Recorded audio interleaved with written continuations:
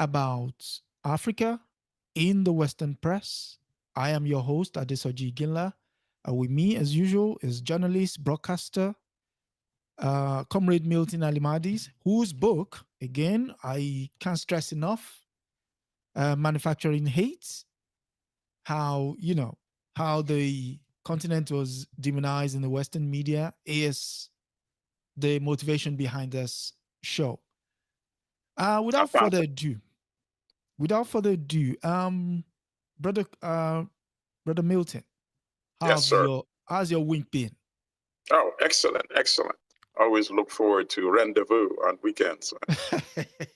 Yes, same here, same here. And it seems as if the ripples from your neck of the woods is still flowing into the African continent, as it normally does, but this time with some colonial feel to it. And for our first story, we go to your favorite newspaper, the New York Times. And what's the headline? The headline reads,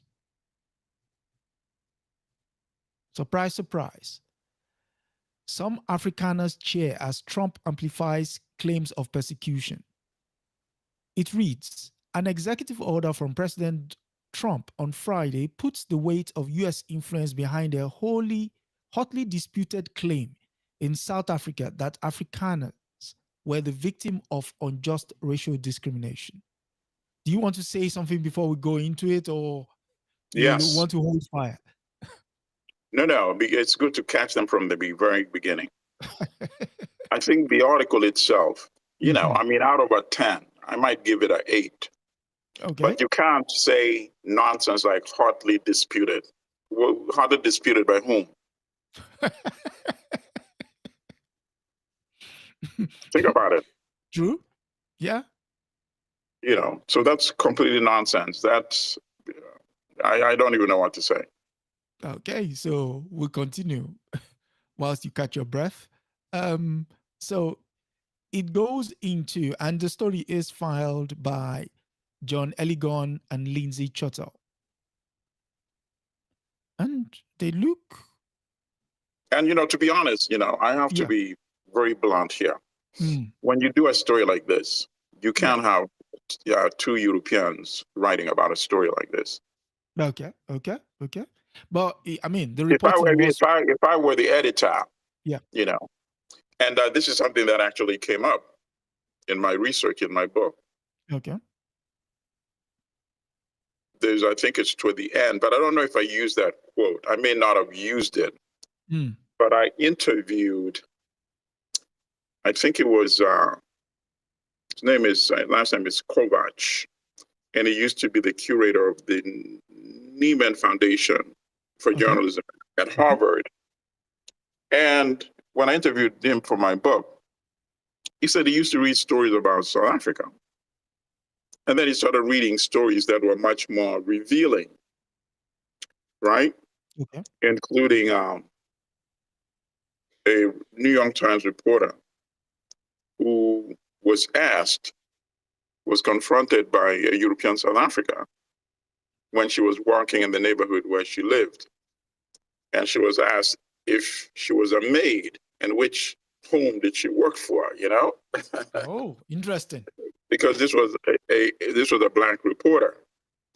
I think she was one of the earliest black reporters they started sending to South Africa.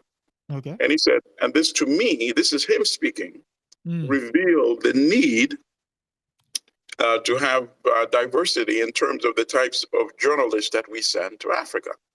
Because a white reporter would never have gotten a story like that. And the types of stories that she subsequently kept getting. And I don't remember who the reporter's name was. But I just say that in a case like this, now you see the need for it as well. I don't think, unless this is something that editors, just put in later on, hotly disputed that, a straightforward story. Reporter, exactly, would not say, wait a minute, why are you saying this is hotly disputed? They own 70% of the land. They control the economy. They have the lowest unemployment levels in the country. How are they being discriminated and exploited? This is nothing that can be disputed. The facts are very clear. You know, there's nothing subjective about it, you see? And that's why I hotly oppose that comment. You know? You're a man of few words, and right. But let's go ahead. Yeah. So it reads, for decades, some members of the white Afrikaner minority have been trying to convince anyone and everyone who would listen that they were the true victims in post-apartheid South Africa. They have made claims of mass killings of their people and widespread land grabs by a black-led government that they insist is seeking retribution for the sins of the Afrikaner-led apartheid government. Their stories have been false or greatly exaggerated, but has not stopped them from being widely amplified and repeated online. And it continues, Afrikaner, an ethnic group that descended from European, primarily Dutch colonizers, have found a champion for their cause in President Trump, and it has led to a moment that few of them could have imagined. Mr. Trump on Friday put the weight of the American influence behind a hotly disputed claim that the Afrikaners were the victims of unjust racial discrimination, issuing an executive order to allow them to migrate to the United States as refugees and halting aid to South Africa. Do you wish to comment? The only thing that stands out once again is the hotly disputed. It should be the easily repudiated claim. That's how it should read. The reporters know that. The editors know that. So are they succumbing to fears of Donald Trump, fears of Elon Musk, fears of the sensitivity of these inheritance descendants of the racist apartheid system in South Africa? Yeah. I can't figure it out. Or it could be, I mean, yes, it's self-censorship in a way, but then the motivation is the key thing. What is the motivation? No, it's a fear of reaction by some quarters. This is not a hotly disputed issue. That's complete nonsense. And they know it as well. Okay. I will continue. By saying hotly disputed, you're actually giving it some legitimacy. Think about it. Right? I mean, the story will break out the way hotly disputed claim that Hitler was a dictator. Hello? Or Pol Pot was a dictator. They operated a Nazi-inspired regime in South Africa. How quickly we forget that, huh? Yes. And you're saying their claims are hotly disputed. Hello? You know, so that reference alone ruins the entire article, is what I'm willing to say. Yeah. The fact that you even give it... that 1% destroys the 90+% or 99%. In my view. I mean, the fact that you even give this sort of story, this amount of inches in the newspaper of New York Times reputation suggests what you alluded to in the first place is this need to please someone. No, actually, the amount of space itself, I have no problem with. The content is what I have problems with. There are not enough South African Black people repudiating this in quotes and saying, I can't believe this. My great-great-grandfather, you know, was sent to some barren, remote lands in the Transkei, and our land was stolen. And, you know, we've been suffering the legacy of this up to date. And now we have a white man at the White House, you know. So the story could have been much, much more strong, in which case I would have no issue with the length of the story. Okay. But it comes back to what you just said. The length of the story and the fact that it was not done correctly does confirm what you just said, that it is giving it the false legitimacy. Okay. I'll continue. And the move was met with dismay in South Africa, a majority black nation where more than 90% of the population comes from racial groups persecuted by the racist apartheid regime. These groups, black and a very offensive word to African Americans, colored, and Indian, remain statistically far behind the white minority in virtually every economic measure. And you can't write a story like this without revealing that the blacks are the most marginalized, the most discriminated, and the most impoverished as well. There have been gruesome murders of white farmers, the focus of the Afrikaners' grievances, but police statistics suggest that they account for a very small share of the country's killings. So are you saying the kid that cried wolf?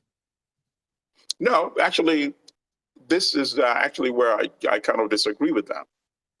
If you look at the numbers of European farmers killed, and this was a statistics that was widely available, there were actually many more in South Africa compared to in Zimbabwe. Okay. At the height of the land reforms in Zimbabwe. Okay. But at that time, their propaganda was that they did not want to report that in South Africa. Okay. Because it would inspire more pressure to have land reform in South Africa as well. So they actually hushed up and made it appear. It made it appear as if Zimbabwe was much more hostile and dangerous for the safety and well-being of European farmers. And anybody can go and look and do the research right now. I don't have the stats in front of me, but the numbers in South Africa compared to in Zimbabwe were exponentially higher. You see? Okay. But then if you reported that, you would have to break it down and explain why are they being killed. What's the motivation? Yes. You see, what is the motivation? The land disparity and all that. You would have to really focus on the story. But at that time, the propaganda was just focused on Zimbabwe and Mugabe.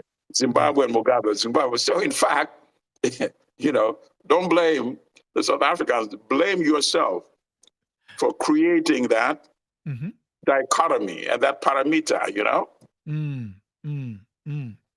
And the same thing can be said for what is going on right now as we speak in Namibia. They're not covering the land issues in Namibia as well. So this is all like the story itself, right? Okay, let's go through it, and then I'll tell you what is really missing. So far, I've indicated what is missing in the story, but there's a lot more. And you'll see the true agenda behind a story like this.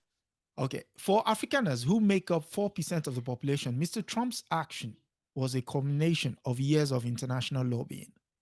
What happened last night is probably the most significant international action on South Africa since 1994, when the apartheid regime lost power.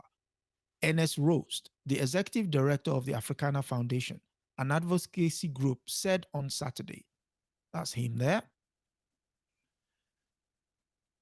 we have done go on. So we are told that they're 4% of the population. Yes. Has he told you so far how much land they control? No, we've not gotten there yet. Has he told you so much how much of the economy that they control? No. So when you frame a story like this, then a reader can be left with the impression that it might be a hotly disputed issue. Because if you only throw 4% there, then you're drawing that narrative or image of, oh, this is such a small group surrounded by all these millions of hostile Africans, Yes, yes. Complete BS. If there were hostile Africans, there would not be a single European in South Africa today, given the legacy of what they did to Africans, Okay. Whoa. 4%. No, really. They're too clever for their own good, but they don't realize there are Africans out there who are much more clever for their own good as well. Yeah. Okay. They're amazing, these people. So, Mr. Rhodes, go on. We have done some things wrong, but every community has done some things wrong. Mr. Rhodes said of the Afrikaners. We've had Think about that. That is a quote that the person willingly included in his article. You know that reporters go interview people for an hour or two.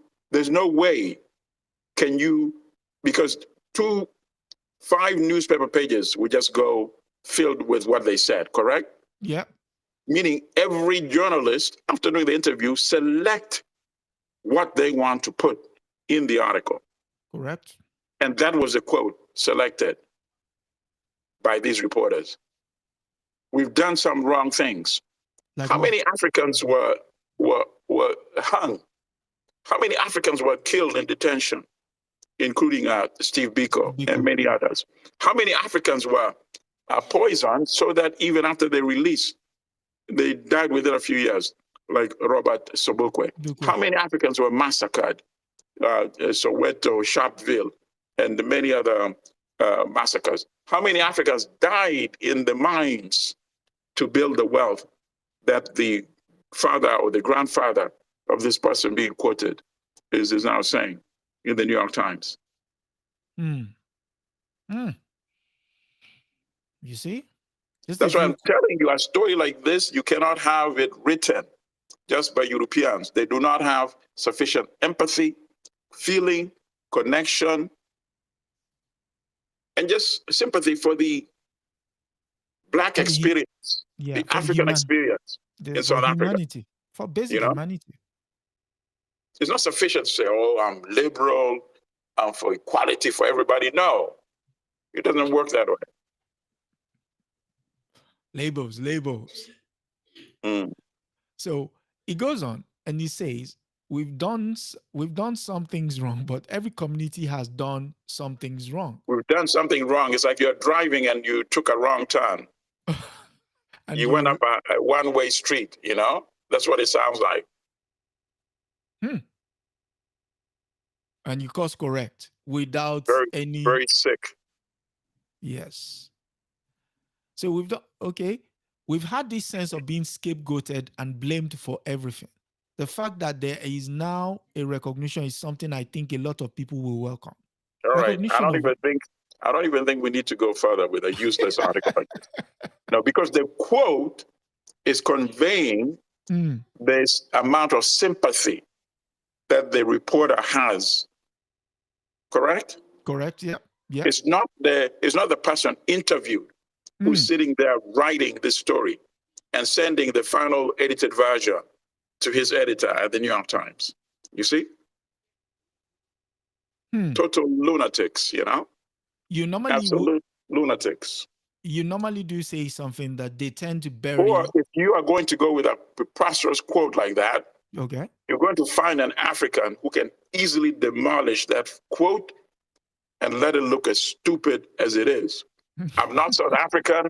I'm sitting all the way here in DC, but I would have been able to demolish that quote using factual examples, like some of the things I just said. And I would have also said that this guy is speaking as if he's driving up a one-way street when he said we've done something wrong. You see? As if he's talking to a child. There you go. There is, I think someone agrees with you in the piece, and I highlighted it in green. Just where is it? It's just about here. Yes. Melanie Vegvoort, a former ambassador to Ireland for South Africa, said the focus on Afrikaner rights inverted the history of a people who have benefited since the 17th century from land their ancestors took from Black people. She said she was speaking as a white person and as an Afrikaner, adding that it was categorically false that white South Africans were being persecuted. The vast majority of poor in this country remains Black people, said Ms. Vegvoort. If any group is being treated badly or if there is any human rights abuses to talk of, then in fact, the Blacks, not the whites. Okay, so I like that quote, number one. Number two, look at the location of that quote relative to the entire story. and then the third point is that quote, while good, is not sufficient. We don't have enough African voices out there repudiating. So in fact, the article itself is practicing its own form of apartheid. Wow. You know? No, absolutely. Whether conscious or unconscious, you know. While I was reading it, one question kept coming across my mind, and the question was, does Trump's intervention here set the store for what would come in terms of other land question across the continent? Say that again? Does Trump's intervention in this case, I mean, just basically, rewriting, inverting history, as the lady said, will that then form the bedrock of all future engagement with regards to the land question, which you alluded to in Namibia, still in Zimbabwe, in Kenya at some point, in Zambia? Okay. Trump doesn't even care. This is Elon Musk. And Elon Musk cares about South Africa. Okay. That's where, his people are. So Trump is not interested, Zero. in Africa. I don't think he has any particular interest or knowledge of the African continent. That's sometimes, not bad either.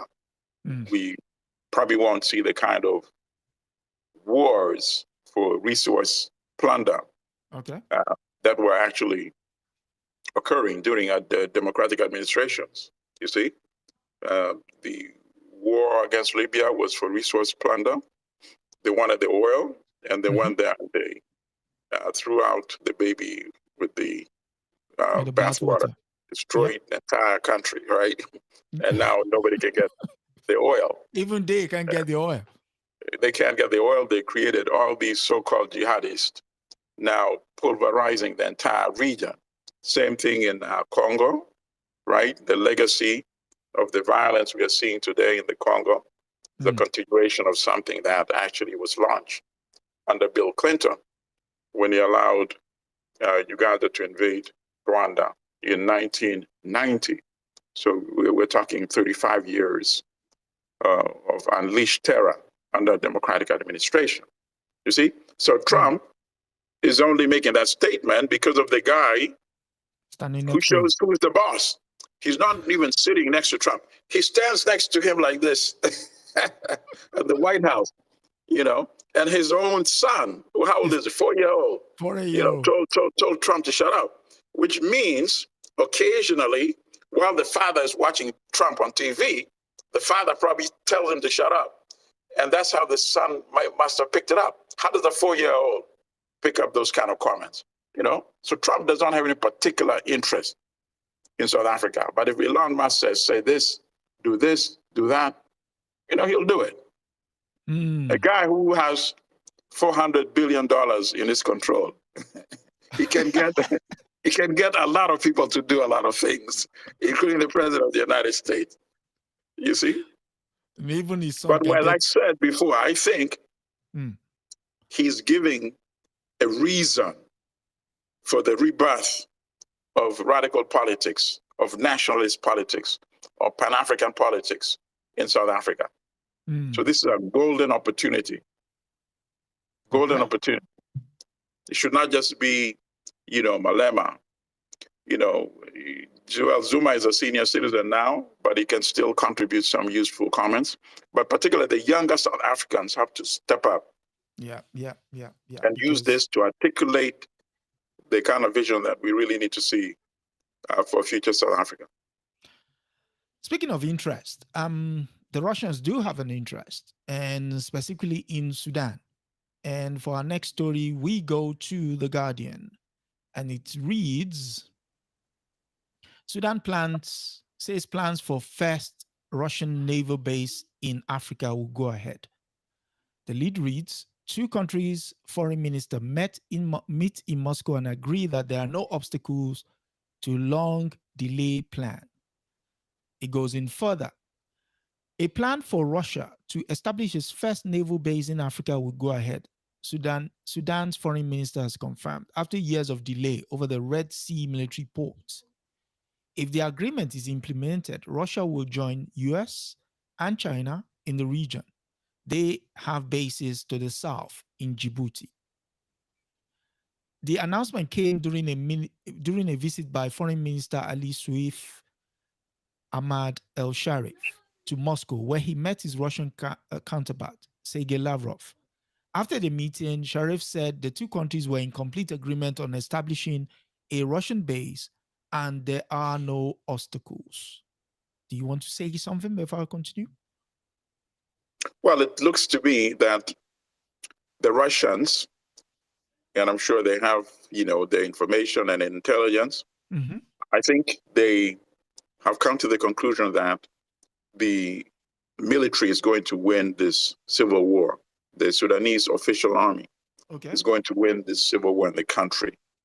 And perhaps they have been offered some inducements to contribute to the effort. To also, to help them in securing the victory in this civil war. That's what this, I don't think you would be concluding the deal and wanting to deploy ships if you were under the impression that, this government would soon be collapsing, you see? Okay. I'll continue. And it reads, the Red Sea is one of the world's most strategically important waterways, connecting the Suez Canal to the Indian Ocean. About 12% of the global trade passes through it. Sudan first floated the idea of allowing Russia to have a naval facility on its coast in 2017 during a trip to Sochi by Omar el-Bashir, the then president, who was ousted in a 2019 coup. A deal was eventually signed in 2020 that reportedly permitted Russia to keep up to 4 naval ships, including nuclear-powered ones, in Sudan for a period of 25 years. Right. And the timing, of course, that? The timing is not by coincidence. I think it was not implemented during the Democratic administration because Putin suspected that Biden would have a major issue with that, major beef with that. Okay. But now that, Putin believes he has an ally in the form of Donald Trump, that the U.S. will not mind. And that is quite clear now. I mean, look, the U.S. has basically made it clear that Ukraine is not going to get the land that Russia currently occupies in a peace deal. The defense secretary, Hegseth, said, we have to have a realistic outcome, right? So Putin knows, okay, that's fine. So of course, in an area that, Trump probably doesn't even know where it is, on the map of Africa, he doesn't think that the U.S. will give him any flack for that. So that is why this deal is now being concretized at this particular time in history. Okay. I mean, when I highlighted this part, there was a question that came to me. And the question was, how does Russia's military presence in Sudan, compared to all other powers, influence matters in Africa? Well, in a weak setting like that, it can actually be very significant. I mean, if tiny UAE can determine the course of history so significantly in Sudan, Russia certainly has much more military hardware and can redirect it in a different direction. Correct. I think if you're willing to make a deal like that, it means the Russians would probably help, as I said earlier, the military secure victory in the civil war. And even though Burhan the U.S. has said the Burhan also engaged in what could be characterized as war crimes. Yeah. He has not been officially designated, unlike the leader of the Rapid Support Forces. Hemeti. Yeah, General Hemeti, who has been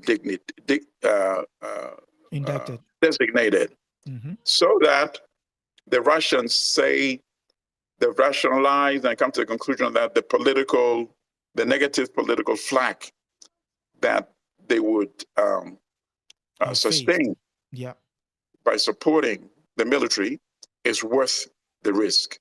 I think that's what they've concluded. Plus, if you defeat General Hemeti, it means they would be able to control the gold field, which is the region that is currently under the control of General Hemeti. That is interesting. Yep. And now, instead of UAE being the big player there, obviously it would be Russia now in control of the gold. Okay. One final piece. Where is it? It's here. Yeah.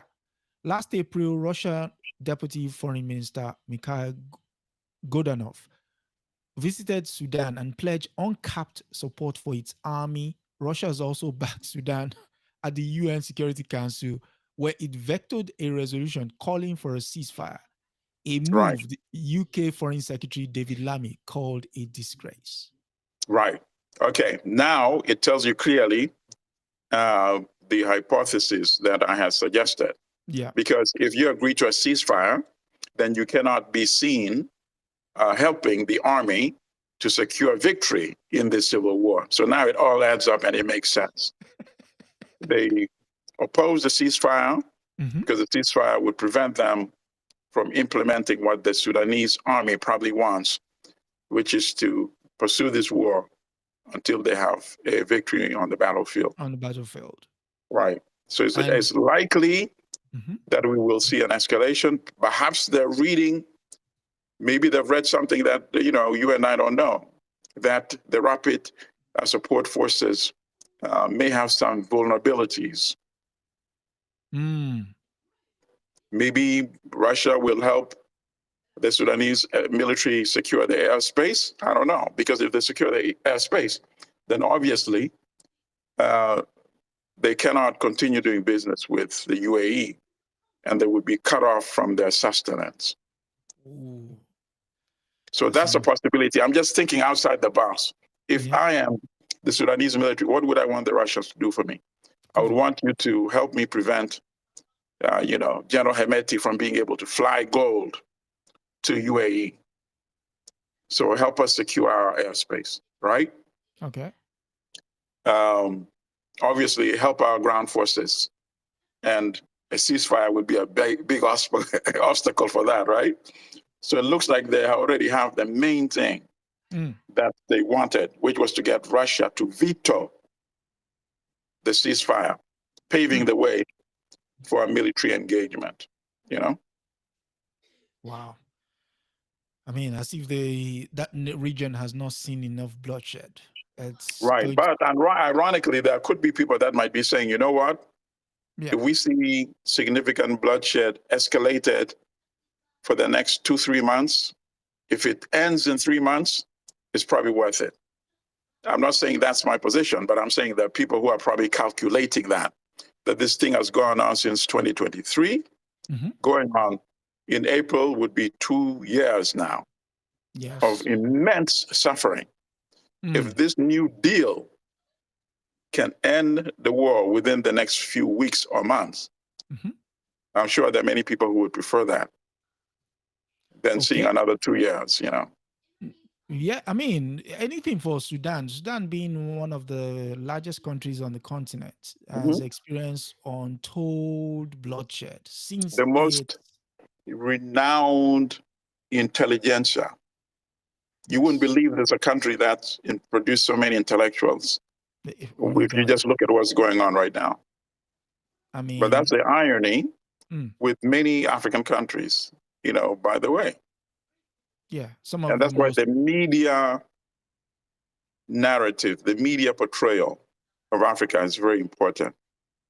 So we get to remind people how Sudan is not the Sudan you see today.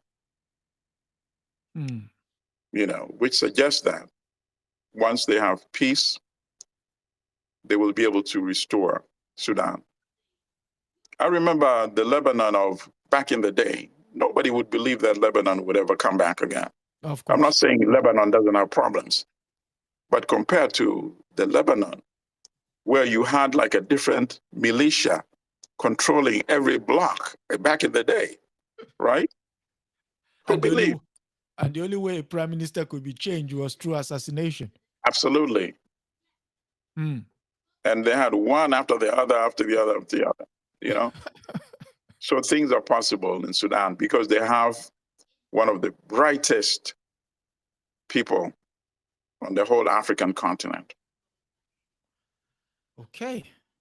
Speaking of brightness, it seems as if corporate interest in Europe have been trying to, I don't know what to make of this story, but it hacks back to the transatlantic slave trade.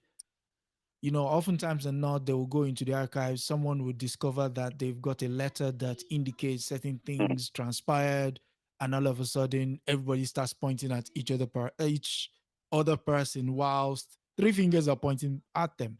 So this story, the next one, comes from the Guardian, and essentially it reads: British shipping firm used enslaved workers in Caribbean after the abolition. Studies find. Postal Museum says research featured in new exhibition shows how global postal service was tool of empire, and the story is filed by Larry Bakary.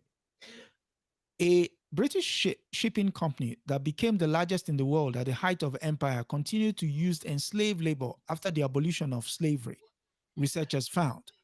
The Royal Mail Steam Packet Company, which received a royal charter from Queen Victoria in 1839, used enslaved workers on the tiny island of St. Thomas, which was a Danish colony at the time and is now part of the British Virgin Islands.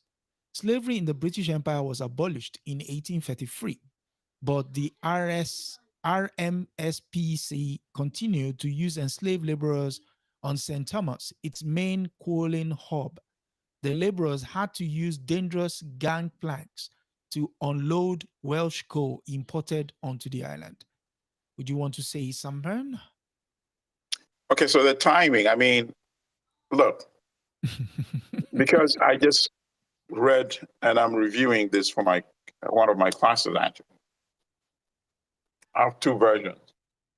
Let me see if I can have, I don't see the hardcover version, but this is the soft cover version of I know that was the book you're gonna. That's it there. right, Cotton and Slavery. Yeah, Eric So, Williams. right. So we are informed that after 1833, the Emancipation Act in Britain, Britain continued importing sugar produced by enslaved Africans in Brazil and Cuba. So, I mean, why are they picking on this one entity when the entire British establishment continued collaborating with slavery? You see? But, you know, so we needed to be like part of a broader story.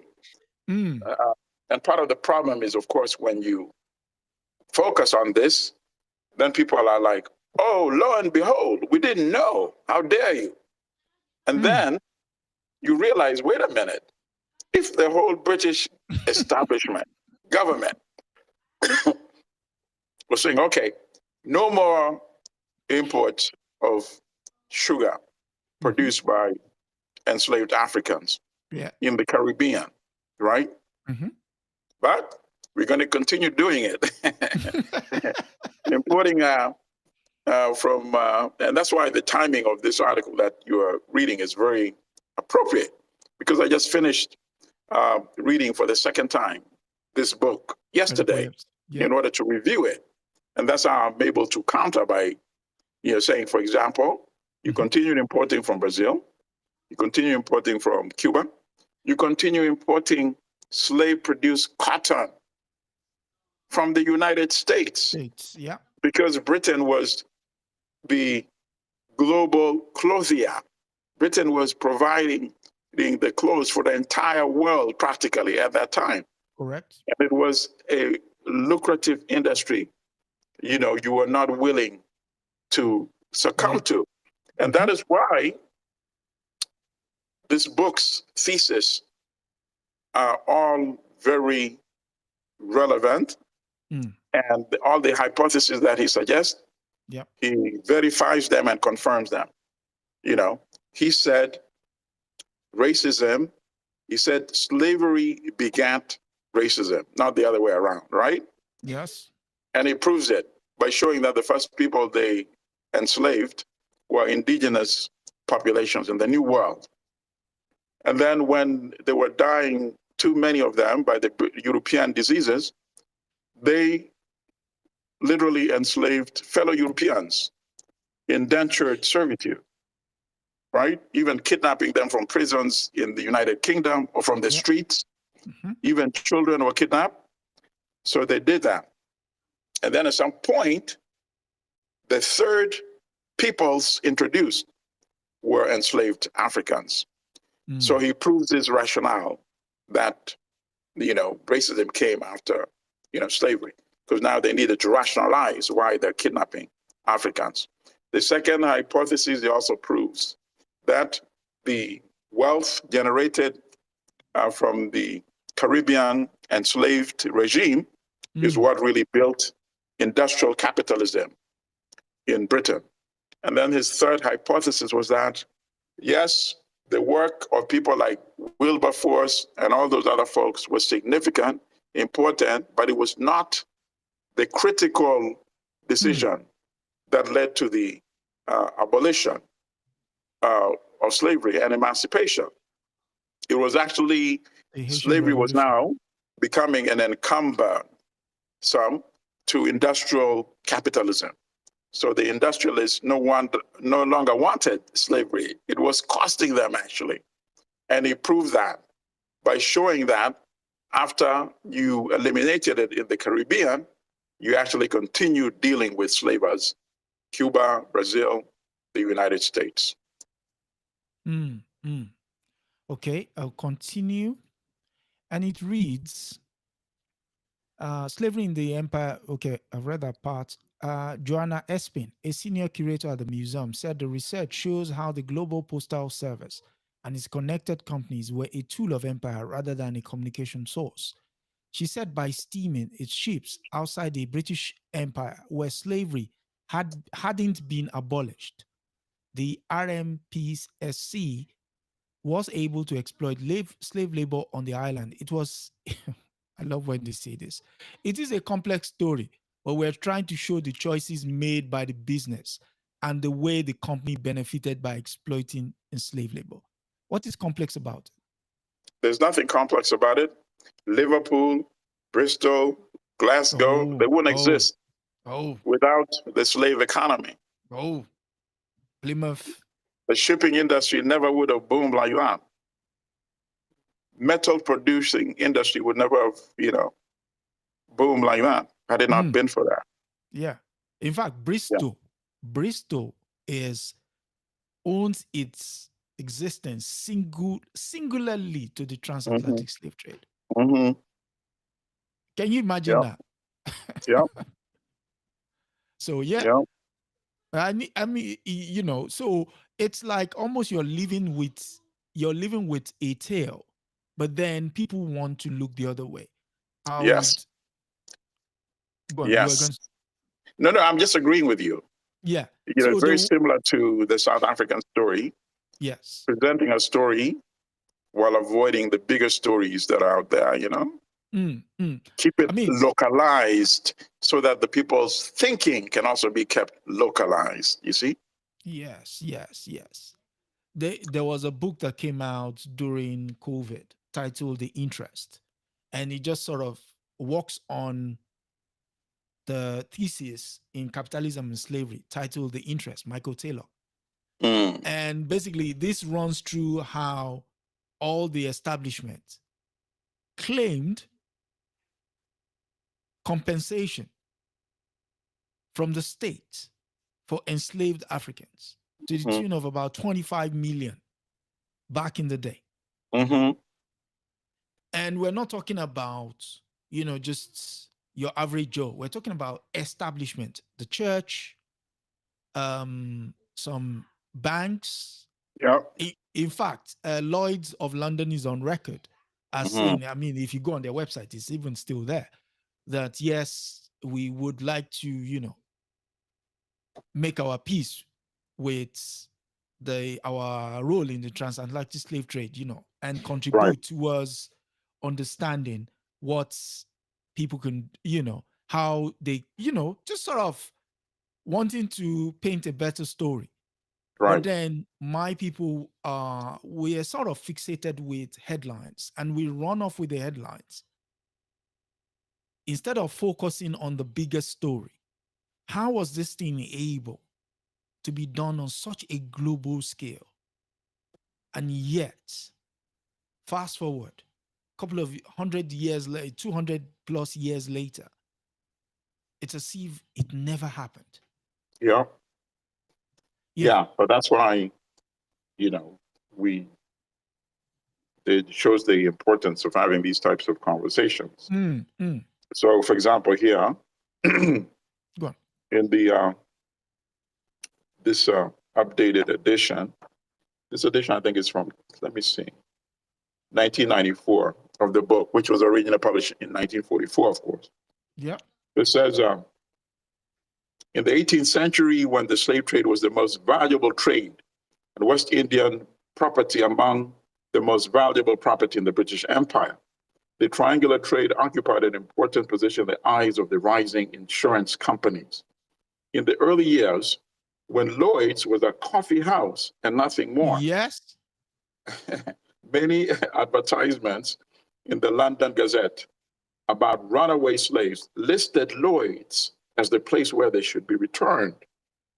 The earliest extant advertisement referring to Lloyd's, dated 1692, deals with the sale of 3 ships by auction. The ships were cleared for Barbados and Virginia.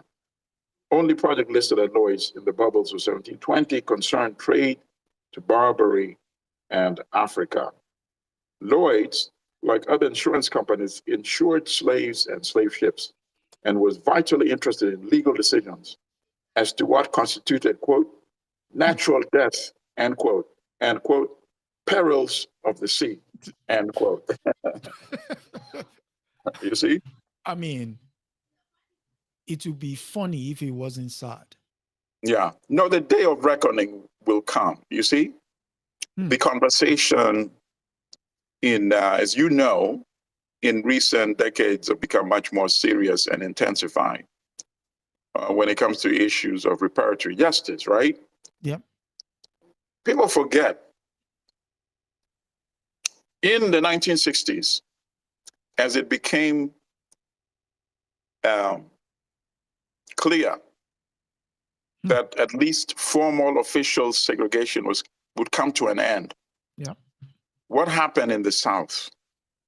What kind of reaction did we see by European Americans? The lynching.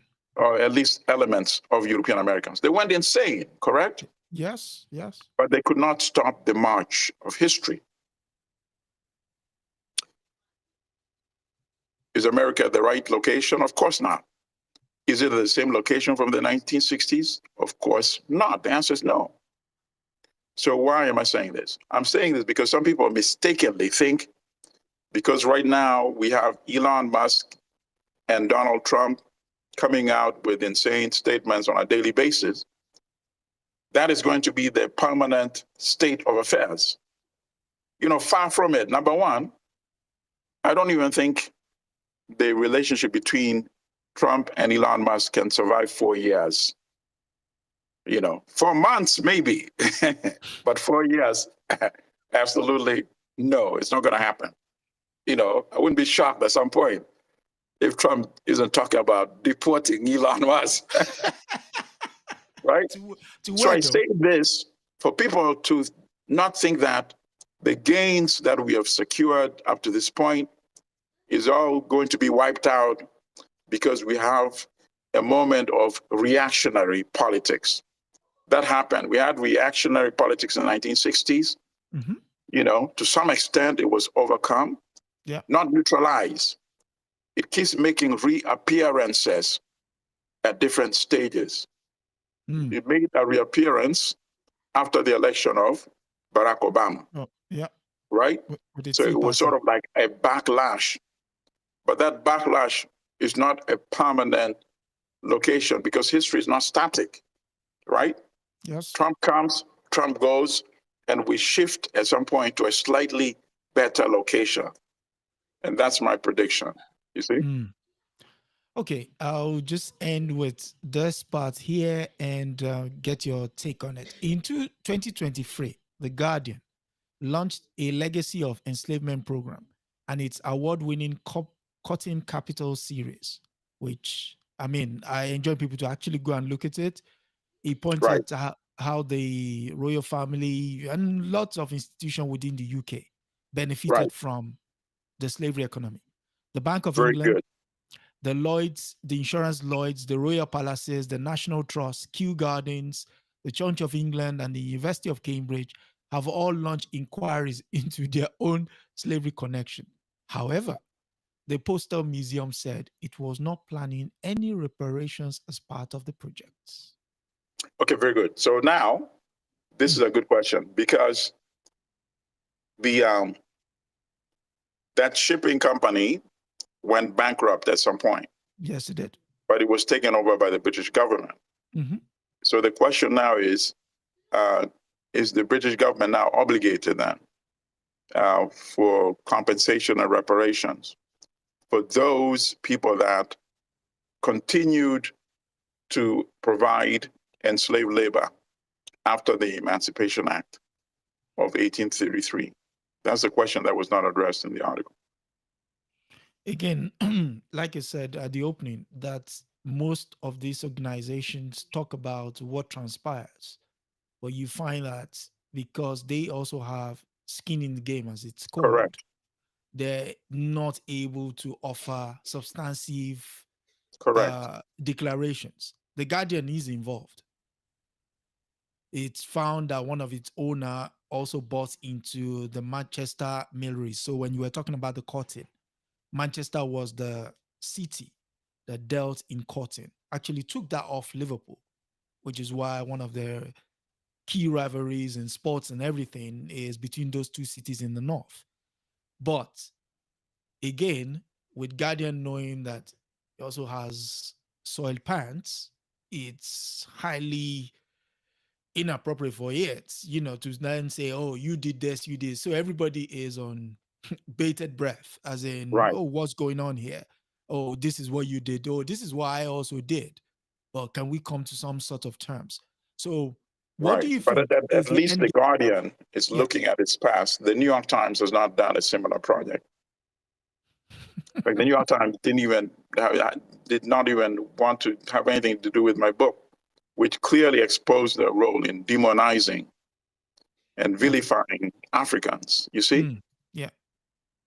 And then they had the hypocrisy to do a very long article when the Kansas City Star apologized for demonizing African American citizens of Kansas, the state of Kansas. The New York Times did a whole long article about that. And then when I said, wait, I wrote to the publisher, said, wait, it's a good thing you did that long article, but why this would be an appropriate occasion for you to now acknowledge your own role, demonization of Africans. No response. But stories like this, you cannot suppress it. It will eventually have a wide audience, you see? So the Guardian was very smart in getting ahead of the game. Okay. To the final story. Again, It's not a game, but companies have had their stuff thrown at us. And for this story, we go to the BBC, and it's titled "Oil Cleanup Scam Warnings Ignored by Shell." Whistleblower tells BBC. And you can see the oil spill there.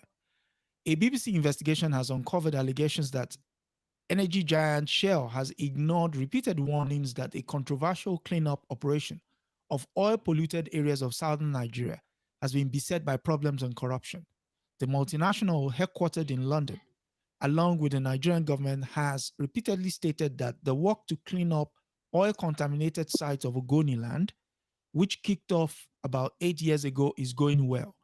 But BBC has discovered evidence that they were warned repeatedly over several years that the scheme set up by the government and funded by various oil firms to the tune of $1 billion, about £805 million, has been suffering from a string of issues. The allegation comes as a civil trial is expected to begin on Thursday at the High Court in London, where lawyers representing two Ogoni land communities of about 50,000 inhabitants will say Shell must take responsibility for oil pollution that occurred between 1989 and 2020, allegedly from its infrastructure. The community said the spills have left them without clean water, unable to farm, fish, and created serious risk to public health. Yeah, I mean, this is such a tragic story that we're still talking about the Ogoni tragedy today. Yep. For decades, we're talking years after the brutal murder of Ken Saro-Wiwa. Yep. But, I mean, that's the only thing they recognize. These are lawsuits, right? Yeah. I mean, obviously, there's a possibility that they could settle so that the information is suppressed, right?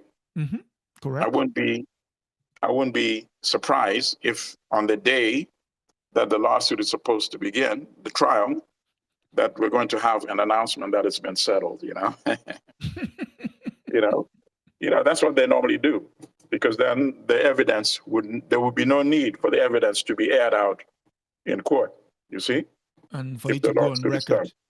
And for it to go on record, yeah.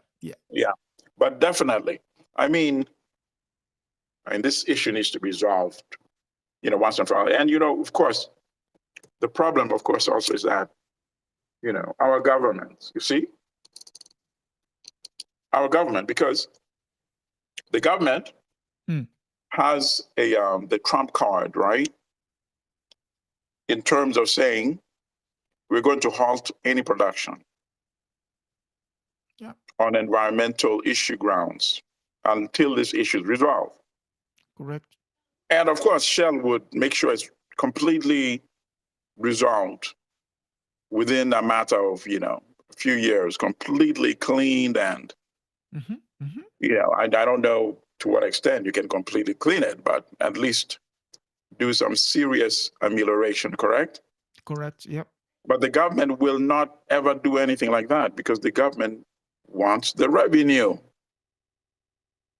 And, as far as the government is concerned, compared to the revenue, the lives of the Ogoni are expendable, you see? Wow. So that's why it's a tough situation. I mean, they'll get some money. They'll probably get some money from Shell just to, appease and buy some more time. Because the cost of total cleaning is probably, obviously they have the money. And they have, they do. Suppose they have insurance as well. But they don't want to go there. So rather than spending hundreds of millions, if they can settle for like 10, 20, 50 million, that's like, chump change for them. And that's could well be what might happen. So what about the cleanup though? Because the law firm wants to get paid too. So what about the law firm does not want a protracted lawsuit that goes on and on and on, because they can't get paid unless there's a settlement, correct? Correct. Yeah, correct. So, which means the people will be left holding the can then. Absolutely. I don't see it coming to, I can't see the court making a ruling that would bankrupt a UK-based publication, a corporation. Multinational, yeah. I would be shocked. It could happen, but I would be highly surprised, right? Yeah. There are too many shareholders. Everybody has the finger in the pot somewhere. So only a heavy ruling and fine or intervention by the Nigerian government could guarantee that there's a sufficient cleaning, which would cost probably a lot of money, and which should be actually done, because obviously that kind of damage is not going to be permanently confined to the Ogoni region. I'm sure its impact has been expanding slowly.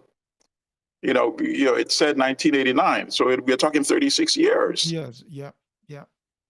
In fact, what needs to be done is tell us how far the impact has now reached, beginning from its location in the original source in Ogoni. I would not be surprised if it spread to other regions in Nigeria.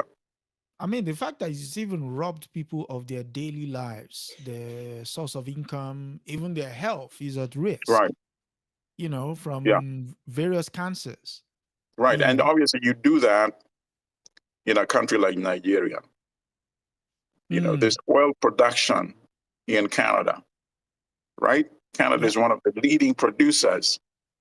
I don't think there's an Ogoni region type devastation in Canada. No.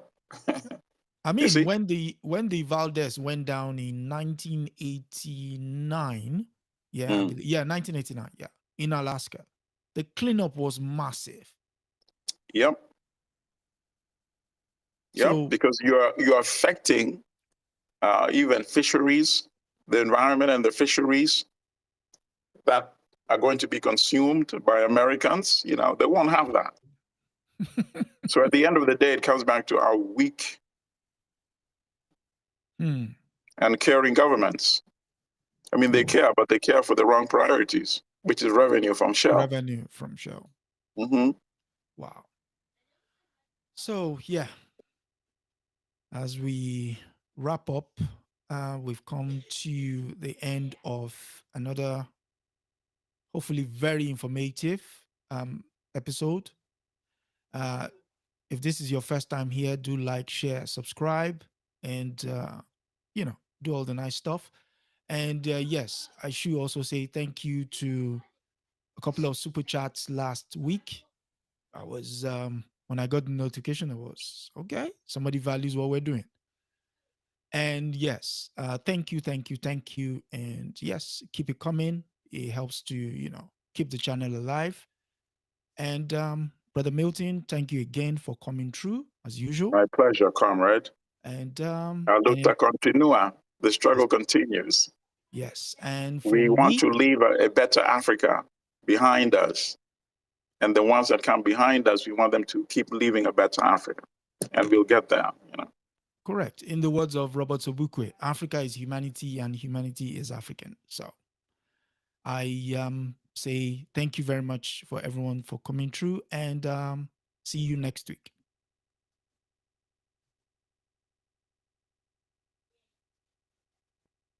Yep. Let's see. Oh, you're 100%. Let me run to my branch now.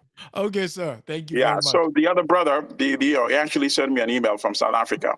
Okay. He said give him 1 more month.